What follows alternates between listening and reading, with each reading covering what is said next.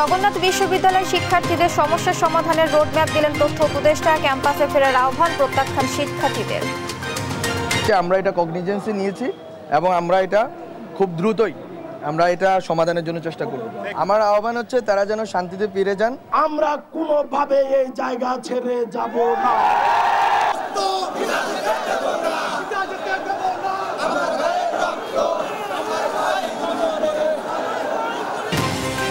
সাম্য হত্যার প্রতিবাদে উত্তাল ঢাকা বিশ্ববিদ্যালয়। জড়িতদের গ্রেফতার ও উপাচার্যের পদত্যাগ দাবি 7 সদস্য তদন্ত কমিটি। রংপুর বিসিকে 18টির মাঝে বন্ধ 3 কারখানা। জায়গা সংকটে ক্ষুদ্র ও মাঝারি শিল্প উদ্যোক্তা, থমকে আছে দ্বিতীয় শিল্পনগরীর কার্যক্রম। দিনাজপুরের বাজারে উঠতে শুরু করেছে বোরো ধান সিন্ডিকেট করে দাম নিয়ন্ত্রণের অভিযোগ। ন্যায্য মূল্য নিশ্চিতের দাবি কৃষকের। ঈদুল আজহা উপলক্ষে মুন্সিগঞ্জে মীর কাদিমের গরু পরিচর্যায় ব্যস্ত খামারিরা। লালন পালনে খরচ বেশি হওয়ায় পুষতে চান না অনেকেই। বোয়িংয়ের 107টি জেট বিমান কিনবে কাতার। আমিরের সঙ্গে ট্রাম্পের কয়েকটি চুক্তি সই, বন্ধুত্ব ধরে রাখার প্রতিশ্রুতি যুক্তরাষ্ট্রের। এবং আইপিএলের পরিবর্তিত সূচিতে কপাল খুলল কাতার মাস্টার মুস্তাফিজের। রেকর্ড 6 কোটি রুপিতে দলে নিয়েছে দিল্লি ক্যাপিটালস।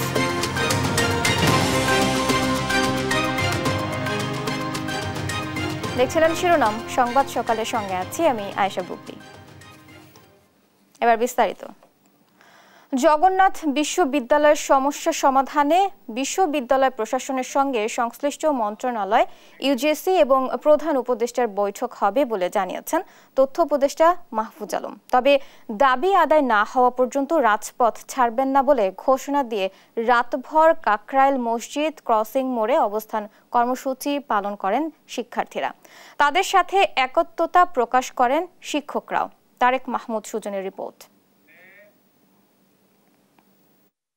কার্যকর করা সহ 3 দফা দাবিতে রাতব্যাপী কাকরাইল মসজিদ মোড়ে অবস্থান কর্মসূচি পালন করেন জগন্নাথ বিশ্ববিদ্যালয় শিক্ষার্থীরা। বারবার বৈষম্যের শিকার হয়েছেন উল্লেখ করে আন্দোলনরত শিক্ষার্থীরা বলেন আর কোনো আশ্বাস শুনতে চান না তারা। জি, আমরা আমাদের 3 দফা দাবি যদি বাস্তবায়ন না হয় আমাদের অবস্থান কর্মসূচি পরবর্তীতে আরো কঠোর কর্মসূচি দেওয়ার আমাদের অবস্থান চালু থাকবে আর কি। যদি আমাদের এই 3 দফা দাবি মেনে না নেওয়া হয় তাহলে আমরা এখানে অবস্থান করব এবং শিক্ষকদের কথা অনুযায়ী আমাদের নেক্সট কর্মসূচি যেটা হবে এটা আমরা চালিয়ে যাব। এর আগে বুধবার রাতে বিশ্ববিদ্যালয়ের উপাচার্যের নেতৃত্বে শিক্ষক প্রতিনিধি দলের সঙ্গে বৈঠক শেষে সাংবাদিকদের সঙ্গে কথা বলেন তথ্য উপদেষ্টা। জানান সমস্যা সমাধানে বিশ্ববিদ্যালয়ের প্রশাসনের সঙ্গে সংশ্লিষ্ট মন্ত্রণালয়, ইউজিসি এবং প্রধান উপদেষ্টা আলোচনায় বসবেন। শিক্ষার্থীদের আন্দোলনে একটি পক্ষ ঢুকে আন্দোলনকে স্যাবোটাজ করার চেষ্টা করছে বলেও মন্তব্য করেন তিনি। এছাড়া যে কোনো ইস্যুতে যমুনায় যাওয়ার প্রবণতা সহ্য করা হবে না বলেও জানান তিনি। চল চল যাই যমুনায় যাই, এই রাজনীতি, এই মুভমেন্ট আমরা আর হতে দিব না। আবাসন সংকট সমাধানের জন্য আমরা ডক্টর মোহাম্মদ ইউনূস আজকে এই ব্যাপারে অবগত হয়েছেন, যেটা আমাদের জগন্নাথ বিশ্ববিদ্যালয়ের ভাইস চ্যান্সেলর মহোদয় বলেছেন এবং অন্যান্য শিক্ষা মন্ত্রণালয়ের যেই রিলেভেন্ট মিনিস্ট্রিগুলো বলেছে তারাও অবগত আছেন। আশা করি খুব দ্রুতই তাদের সংকট দূরীভূত হবে। এর আগে শিক্ষার্থীদের সামনে কথা বলার এক পর্যায়ে তথ্য উপদেষ্টা মাহফুজ আলমের মাথায় বোতল ছুঁড়ে মারে এক শিক্ষার্থী। এমন অনাকাঙ্ক্ষিত ঘটনার জন্য দুঃখ প্রকাশ করেন শিক্ষকরা। উপদেষ্টা ও ঊর্ধ্বতন কর্তৃপক্ষের সঙ্গে বৈঠকে ইতিবাচক ফলাফল আসবে বলেও আশাবাদী তারা। তবে দাবি আদায় না হওয়া পর্যন্ত রাজপথ ছাড়বে না বলে ঘোষণা দেন শিক্ষার্থী প্রতিনিধিরা। তাদের সাথে একাত্মতা প্রকাশ করেন শিক্ষকরাও। আবাসন সমস্যা নিরসনের দাবিতে দীর্ঘদিন ধরে আন্দোলন করে আসছে জগন্নাথ বিশ্ববিদ্যালয়ের শিক্ষার্থীরা। তারেক মাহমুদ সুজন, দেশ টিভি, ঢাকা। শিক্ষার্থী শাহরিয়ার আলম সাম্য নিহতের ঘটনায় বৃহস্পতিবার অর্ধদিবস শোক পালনের সিদ্ধান্ত নিয়েছে ঢাকা বিশ্ববিদ্যালয় প্রশাসন। সেই সঙ্গে ঘটনা তদন্তে 7 সদস্যের কমিটি করা হয়েছে।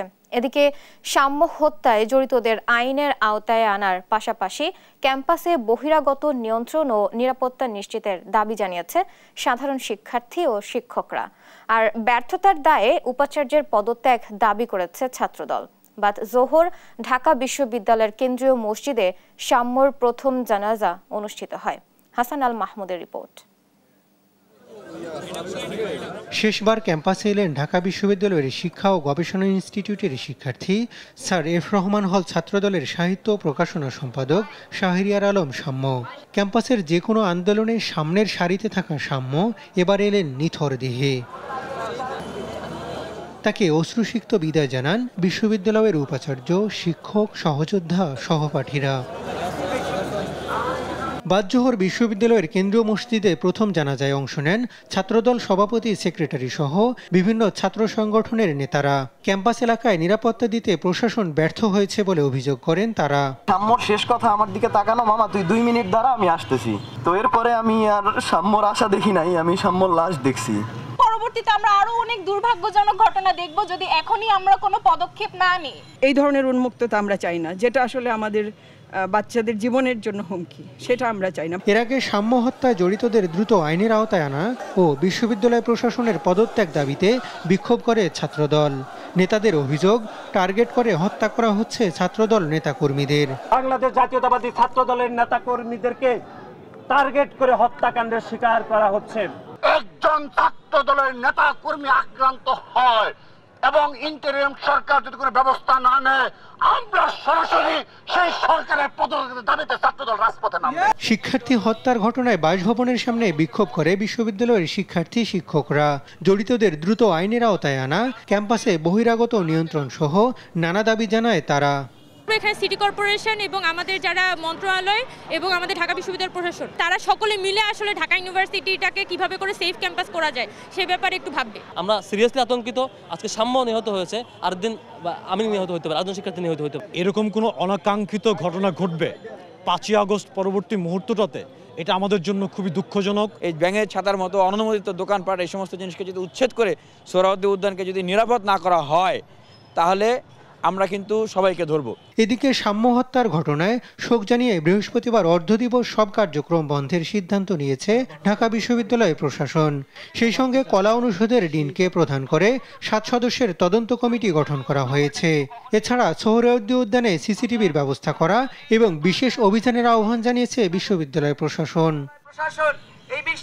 হাসান আল মাহমুদ, দেশ টিভি, ঢাকা। এদিকে ঢাকা বিশ্ববিদ্যালয়ের শিক্ষার্থী সাম্য হত্যার ঘটনায় গ্রেফতার মাদারীপুরের তামিম হাওলাদারের বাড়িতে অগ্নিসংযোগ করেছে স্থানীয় বিক্ষুব্ধরা। বুধবার সন্ধ্যায় ঝাউদি ইউনিয়নে ব্রাহ্মণদী এলাকায় এ ঘটনা ঘটে। জানা যায়, সন্ধ্যায় তামিম হাওলাদারের বাড়িতে বিক্ষুব্ধরা অগ্নিসংযোগ করে বাড়ির 2টি ঘর পুড়িয়ে দেয়। খবর পেয়ে সদর থানা পুলিশ ও ফায়ার সার্ভিসের কর্মীরা গিয়ে পরিস্থিতি নিয়ন্ত্রণে আনেন।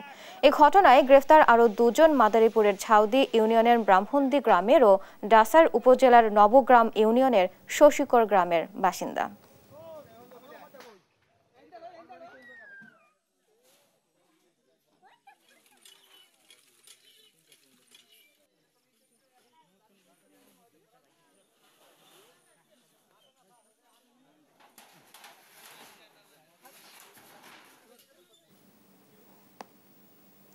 শেখ হাসিনা বিতাড়িত হলেও অন্তর্বর্তী সরকারের আশেপাশে এখনও তার প্রেতাত্মারা নির্বাচনকে বিলম্বিত করার চেষ্টা করছে বলে মন্তব্য করেছেন বিএনপি চেয়ারপারসনের উপদেষ্টা জয়নুল আবদিন ফারুক।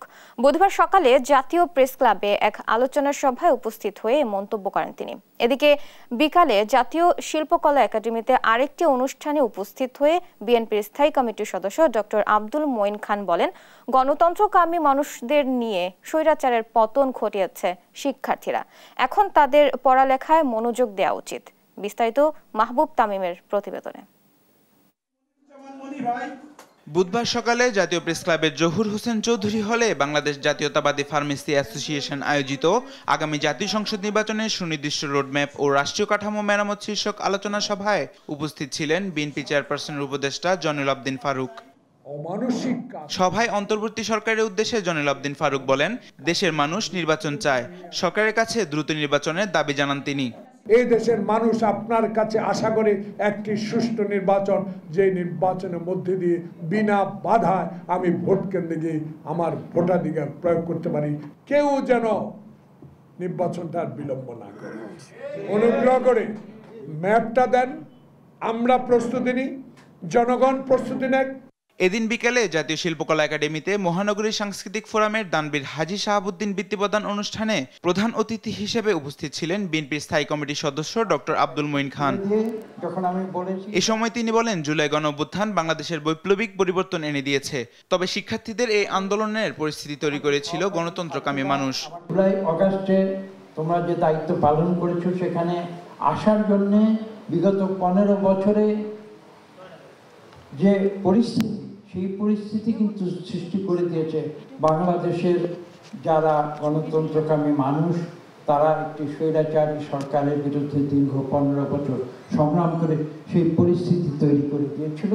নতুন প্রজন্ম আগামীতে দেশ পরিচালনায় নেতৃত্ব দেবে, তাই সবাইকে দায়িত্ব গ্রহণে সঠিকভাবে প্রস্তুতি নিতে হবে বলেও মন্তব্য করেন বিএনপি স্থায়ী কমিটির এই সদস্য। মাহবুব তামিম, দেশ টিভি, ঢাকা। রাজনৈতিক দল হিসেবে জামায়াতে ইসলামী নিবন্ধন ফিরে পাবে কিনা এ বিষয়ে আপিল বিভাগের রায় ঘোষণা হবে আগামী 1 জুন। এ বিষয়ে আশাবাদ জানিয়ে দলটির আইনজীবী শিশির মনির বলেন, দাড়িপাল্লা প্রতীকের রাজনৈতিক দাবিদার জামায়াত। সাবরিনা মজুমদারের রিপোর্ট। দল হিসেবে নিবন্ধন ফিরে পেতে সর্বোচ্চ আদালতে আইনি লড়াই চালিয়ে যাচ্ছে বাংলাদেশ জামায়াতে ইসলামী। 2013 সালের 1 আগস্ট হাইকোর্ট জামায়াতের নিবন্ধন বাতিল ও অবৈধ ঘোষণা করে রায় দেন এবং 2016 সালে তৎকালীন প্রধান বিচারপতি এস.কে. সিনহার সভাপতিত্বে ফুলকোর্ট সভা ডেকে জামায়াতের প্রতীক বাতিল করা হয়। পরে গেল বছরের 1 সেপ্টেম্বর জামায়াতের নিবন্ধনের আপিল পুনরুজ্জীবিত করা হয়। বুধবার প্রধান বিচারপতি সৈয়দ রেফাত আহমেদের নেতৃত্বে 4 বিচারপতির আপিল বেঞ্চে জামায়াতের নিবন্ধন ও প্রতীক ফিরে পাওয়ার শুনানি শুরু হয়। শুনানিতে জামায়াতের আইনজীবীরা আদালতে বলেন, হাইকোর্ট জামায়াতের নিবন্ধন বাতিল করে বিচার বিভাগকে রাজনীতিকরণ করেছে। শুনানি শেষ করে রায়ের জন্য 1 জুন দিন ধার্য করেছেন আপিল বিভাগ। 2008 সালে জামায়াতকে ইলেকশন কমিশন একটি নিবন্ধন ইস্যু করেন, কিন্তু বাংলাদেশের হাইকোর্ট মেজরিটির জাজমেন্টের ভিত্তিতে এই নিবন্ধনটি বাতিল করেন। এর বিরুদ্ধে আমরা আপিল করেছিলাম। আপিল মামলার শুনানি আজকে শেষ হয়েছে। শুনানি অন্তে আগামী 1 জুন 2025-এ এই মামলার রায়ের জন্য দিন নির্ধারণ করা হয়েছে। নির্বাচন কমিশন যেন দাড়িপাল্লা প্রতীক ফিরিয়ে দেয় এ বিষয়ে আপিল বিভাগ রায় পর্যবেক্ষণ দিবে বলে আশা জামায়াতের আইনজীবীদের। আমরা আদালতকে আজকে একটি ডাইরেকশন চেয়েছি আদালতের কাছে যে এই বিষয়টি প্রতীক তো আর উচ্চ আদালত বরাদ্দ করতে পারে না। প্রতীক বরাদ্দ করার ক্ষমতা হলো ইলেকশন কমিশনের।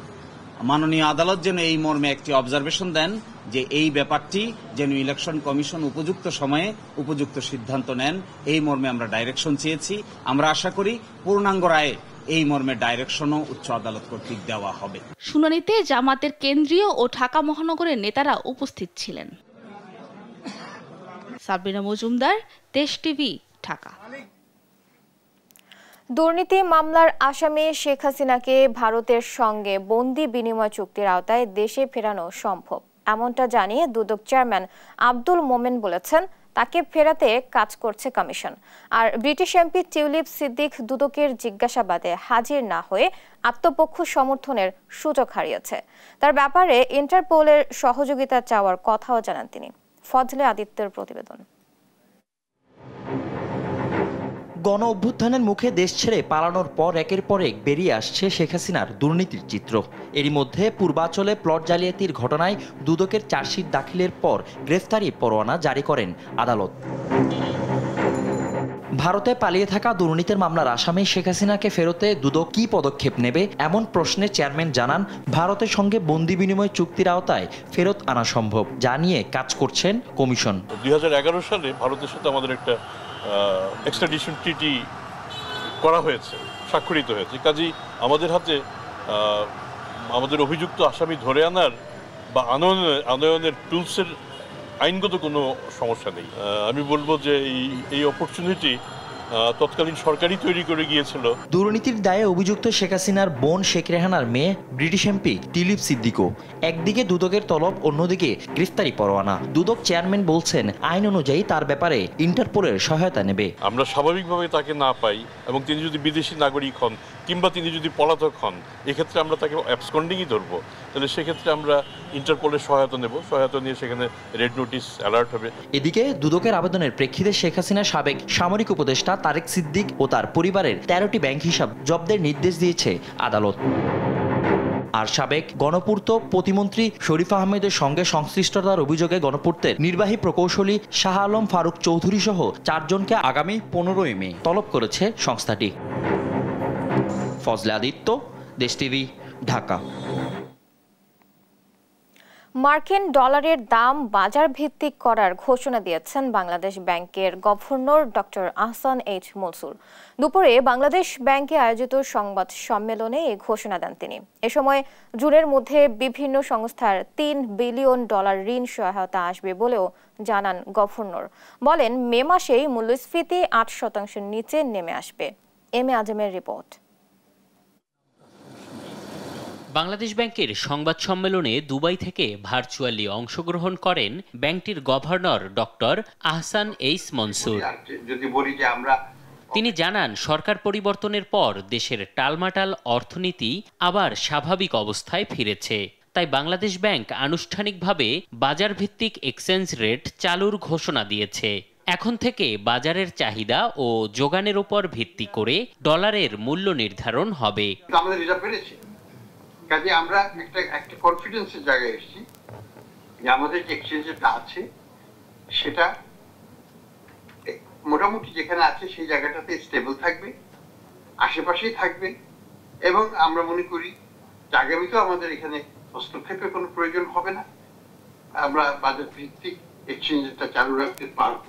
মে মাসেই মূল্যস্ফীতি 8% নিচে নেমে আসবে দাবি করে গভর্নর বলেন, যা আরো কমাতে কাজ করে যাচ্ছেন তারা।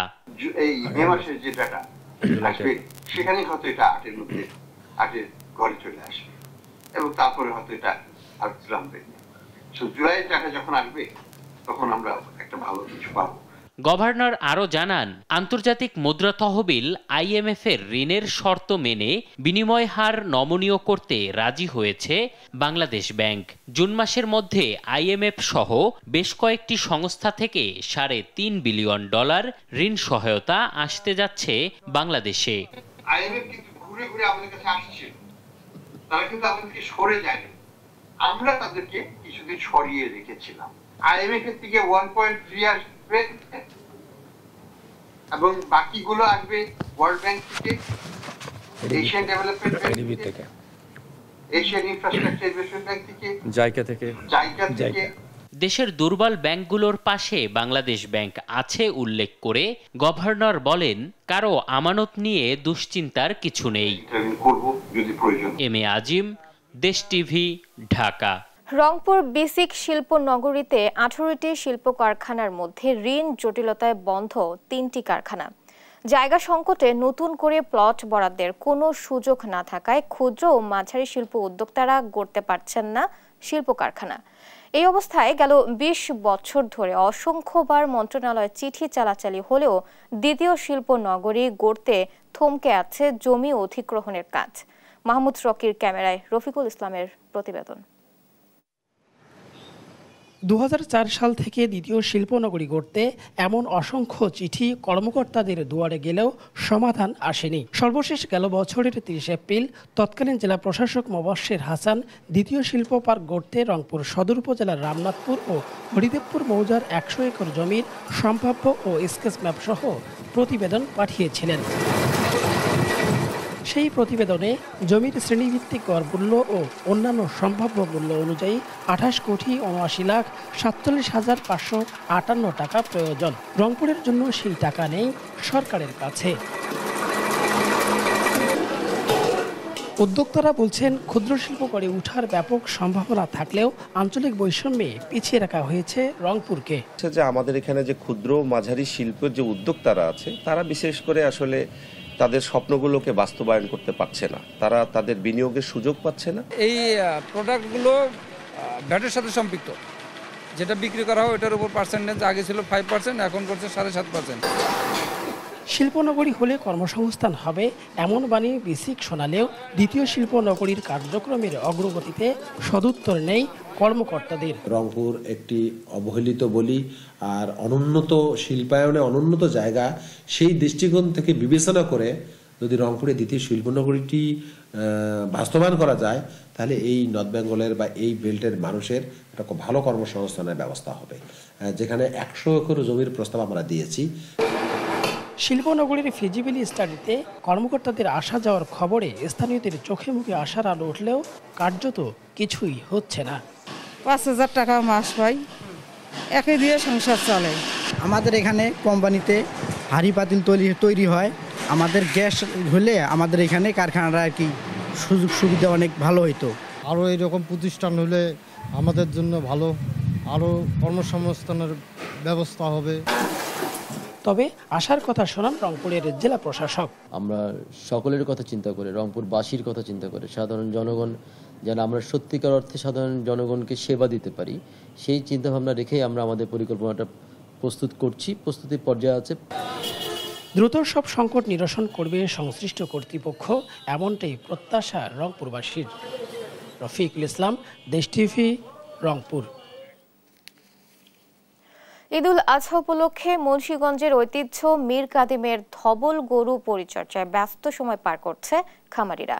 দেখতে সুন্দর আর মাংস খেতে সুস্বাদু হওয়ায় বাজারে এর চাহিদা সর্বোচ্চ, কিন্তু লালন পালনের খরচ ও খাদ্যের উচ্চ মূল্য থাকায় অনেক খামারি ঐতিহ্যবাহী এই ধবল গরু লালন পালন থেকে মুখ ফিরিয়ে নিচ্ছে। তবে শত শত বছরের ঐতিহ্য টিকিয়ে রাখতে এখনো হাতে গোনা কয়েকজন খামারি ধবল গরু পরিচর্যা করে থাকে। সহকর্মী সুমিত সরকার সুমনের তথ্য ও ছবিতে জানাচ্ছেন শামীম হোসেন। মুন্সিগঞ্জের মীর কাদিমের মুজিবুর এগ্রো ও শাহিন এগ্রো বেছে বেছে সাদা গরু সংগ্রহ করে। খামারিরা সনাতন পদ্ধতিতে গরুগুলো পরিচর্যা ও অর্গানিক খাবার দিয়ে কোরবানি ঈদের আগে বিক্রির জন্য প্রস্তুত করেন। ঐতিহ্যবাহী এই সাদা ডবল গরু আমাদের পূর্বপুরুষ থেকে লালন পালন করে আসছে। এখন এই ঐতিহ্য ধরে রাখার জন্য আমরা ওই গরুগুলো লালন পালন করে থাকি। এই গরুগুলা প্রায় 1 বছর পালন করি আমরা। খাওয়ানো হয় মিলে ভাঙানো খোল, বিভিন্ন প্রকার ভুসি ও কুড়া। পরম মমতায় লালন পালন করা হয় ধবল গরুগুলো। কুড়া, ভুট্টা, মুসুরি পাউডার, খোল, নানান জাতীয় খাবার খাওয়াই। এগুলো দেখতে খুবই সুন্দর এবং খেতেও, মাংস খেতেও খুবই সুস্বাদু। এই গরুগুলো আমরা যশোর, কুষ্টিয়া, টেপাখোলা অনেক বিভিন্ন ধরনের হাটে থেকে এই গরুগুলা অনেক কষ্ট করে আমরা সংগ্রহ করি।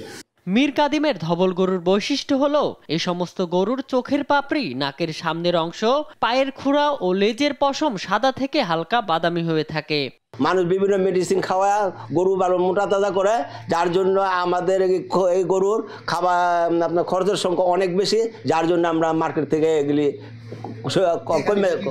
কমে যাইতেছে, যার জন্য আমরা মুসলিমে কিছু লোক অনেক নিজেদের আদি ব্যবসা ধরে রাখছি। আগে প্রচুর পরিমাণে ছিল, এখন আমাদের এইখানে এত পরিমাণে পাওয়া যায় না। চোখের পাপড়ি খুব সুন্দর, পায়ের খুরা পাওয়া সুন্দর, পাওয়ার খুরাও ডকুমেন্ট সাদা এবং খুরও সাদা। আমাদের এখন অনেক অসুবিধা আছে, খাবার দাবারের দাম অনেক বেশি। মুন্সিগঞ্জের প্রাণী সম্পদ কর্মকর্তা জানান, মীর কাদিমের ধবল গরুগুলোর চাহিদা বেশি। যেহেতু এই গরুর দুধ ও মাংস উৎপাদন কম হয়, তাই এই গরুটার উৎপাদন দিন দিন কমে যাচ্ছে। উৎপাদনের দিক বিবেচনা করে এর পরিমাণ কিছুটা কমে গেছে, তবে এর মাংসের চাহিদা এবং মাংস সুস্বাদু বিধায় আমাদের মুন্সিগঞ্জের জেলা তথা মুন্সিগঞ্জের বাহিরেও এর চাহিদা বর্তমানে আছে। এবছর মুন্সিগঞ্জে ৮১,৮৭৫টি কোরবানিযোগ্য গবাদি পশু রয়েছে। এর মধ্যে ১৫০টি ধবল গরু রয়েছে। নিউজ ডেস্ক, দেশ টিভি। দিনাজপুরের বিভিন্ন হাটে উঠতে শুরু করেছে বোরো ধান। সপ্তাহ ব্যবধানে মন প্রতি ২০০ টাকা দাম কমে ১১০০ টাকায় ধান কিনছেন ব্যবসায়ীরা। চাষিদের অভিযোগ, মৌসুমের শুরুতেই বাজারে সিন্ডিকেট করে নিয়ন্ত্রণ করা হচ্ছে। উৎপাদন খরচ বিবেচনা করে ন্যায্য দাম নিশ্চিতের দাবি কৃষকদের। সহকর্মী মোহাম্মদ হারুনুর রশিদের তথ্য ও ছবিতে জানাচ্ছেন সালমা জাহান। দিনাজপুরের হাট বাজারগুলোতে আসতে শুরু করেছে নতুন ধান। পার্বতীপুরের আমবাড়ি ও নবাবগঞ্জের আফতাবগঞ্জ হাট ঘুরে দেখা যায় প্রতি মন মোটা ধান ১০২৫ টাকা এবং চিকন ধান বিক্রি হচ্ছে ১১০০ টাকা দরে। কৃষকদের অভিযোগ, প্রচণ্ড রোদে ঘাম ঝরিয়ে ফসল ফলালেও লাভের সিংহভাগ চলে যাচ্ছে মধ্যস্বত্বভোগীদের ঘরে। সার ঔষধের যে বাজার মূল্য অধিক পরিমাণে আমরা কিনেছি, এই পরিমাণ অনুযায়ী আমরা কৃষকেরা ধানের মূল্য ন্যায্য মূল্য পাইতেছি না। ৭৮ কেজি ২১০০ টাকা দাম বলে, তাহলে কৃষকের কি থাকে? এক বুঝি টাকা পয়সা আবাদ সবাদ করে লস ছাড়া তো লাভ নাই। মেশিন কাটতে গেলে মেশিন আলা বলতেছে ভাই ৫,০০০ টাকা নিচে কাটতে চান, আবার যদি কায়দাতে কাটতে যাই তাহলে এরা চাচ্ছে ৭,০০০। কায়দাতে কাটে যদি নিয়ে আসি তাহলে মেশিন ধান মারা মেশিন নিচ্ছে ১,০০০, তাহলে ৮,০০০ টাকা পড়তেছে। আমার টোটাল খরচ মাটিটা আবাদ করতে খরচ লাগছে প্রায় ১৭,০০০, আর ১৭,০০০ খরচ ধান বিক্রি হচ্ছে আমাদের প্রায় 38 থেকে 40,000। এখন দেখা যাচ্ছে বেনিফিট আমাদের কিছু আসতেছে না। চলতি বোরো মৌসুমে জেলা জুড়ে 36 টাকা কেজি দরে 12,647 মেট্রিক টন ধান এবং 49 টাকা কেজি দরে 12,642 মেট্রিক টন চাল সংগ্রহ করবে খাদ্য বিভাগ। গেল 24 এপ্রিল সরকারিভাবে ধান চাল সংগ্রহ কার্যক্রম উদ্বোধন হলেও এখনও শুরু হয়নি ধান কেনা। সংগ্রহের লক্ষ্য পূরণ নিয়ে শঙ্কা থাকলেও খাদ্য বিভাগ বলছে ধান কাটা শেষ হলে শতভাগ লক্ষ্য অর্জন হবে। চাল সংগ্রহ আমাদের শুরু হয়ে গেছে, চলতেছে। ধান এখনো সংগ্রহ হয়নি। দিনাজপুর জেলায় ধান কর্তনের হার 10 থেকে 12%। ধান কর্তনের হারটা বাড়লে ধান কাটা হলে আমরা আশা করতেছি যে মে মাসের 20 তারিখের পর থেকে আমরা ধান নিতে পারবো। এবার জেলায় বোরো ধান চাষ হয়েছে 1,74,422 হেক্টর জমিতে, যেখান থেকে প্রায় 8,05,900 মেট্রিক টন চাল উৎপাদনের লক্ষ্য কৃষি বিভাগের। নিউজ ডেস্ক, দেশ টিভি।